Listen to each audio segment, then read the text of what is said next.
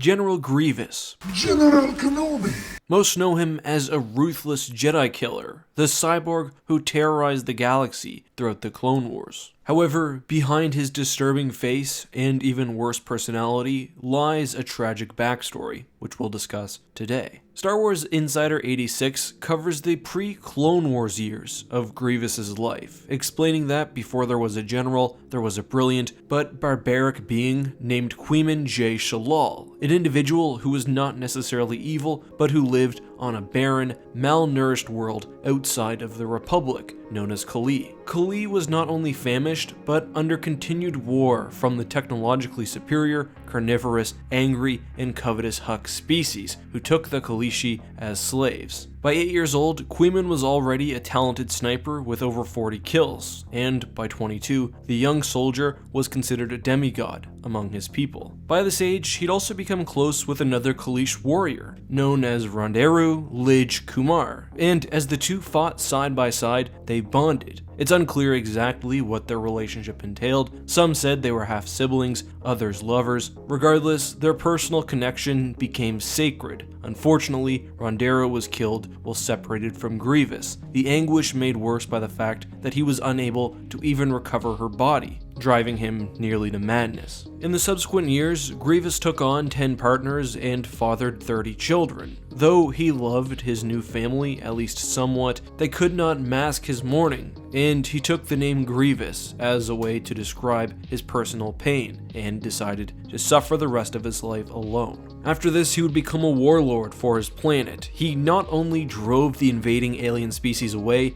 but conquered their worlds one by one, destroying civilians and military forces alike. Eventually, the Republic and the Jedi intervene, and the Kalish were given heavy sanctions, including the forced return of conquered worlds and the payment of reparations. Grievous's planet again was near destruction. His family died, his children were kidnapped and subjugated to what the article calls the worst acts of depravity. Enter the banking clan, and specifically IBC chairman San Hill. Hill promised that he would help alleviate some of the planet's hardships while also paying off their debt. In return, Grievous would work as a thug for the banking clan. The warrior agreed for a time, although only grudgingly, but would return unauthorized to Kali in order to avenge the desecration of a Kalish burial ground. The banking clan was unhappy with his unfaithfulness and his broken commitment. They devised a plan to make him forever their slave. A bomb was placed in a transport that Grievous was traveling in, and as it crashed, he was ejected and very seriously injured. The banking clan recovered his body, and as Grievous hemorrhaged and died, Dooku shocked him through the Force to keep his heart working. In one of the only peaceful moments in his life, Grievous dreamt that he went to paradise and was finally safe and happy among his loved ones and family. However, he awoke to find that his body had been amputated, desiccated, gutted, and destroyed. All but a few of his vital organs, including his spine, his eyes, and his brain, were destroyed. Grievous wanted to die, but San Hill brought his family before him, with his remaining children and wives near death. The Kalish agreed that so long as the banking clan would continue to protect and pay off his planet's debts, that he would take on a new cyborg body, so long as his personality would be maintained. However, even before his transformation, he was tortured, brought close to death, and during the procedure itself, his personality and his mind were tinkered with by the CIS to create the perfect warrior.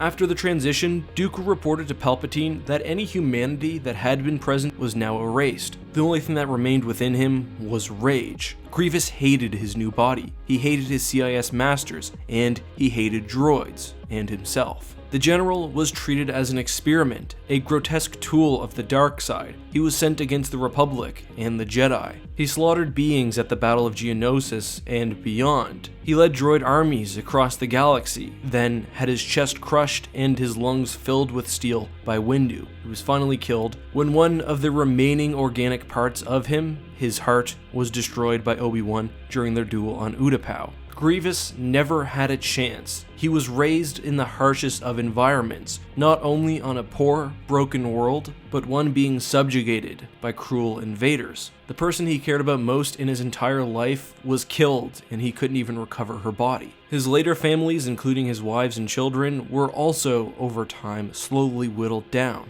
Grievous eventually gave everything as a hope to protect his species. All he wanted to keep for himself was his personality, but even that was stolen brutally from him. After his transition, Palpatine orchestrated events so that the galaxy would hate and be disgusted by Grievous. By the time he was killing Jedi, he was little more than an effective slave. I don't know whether you have sympathy for Grievous, but I certainly do. Anyway, that's all for today, guys. No question of the day today. We'll return to that tomorrow. Until then, this has been Eckhart's Ladder. May the Force be with you.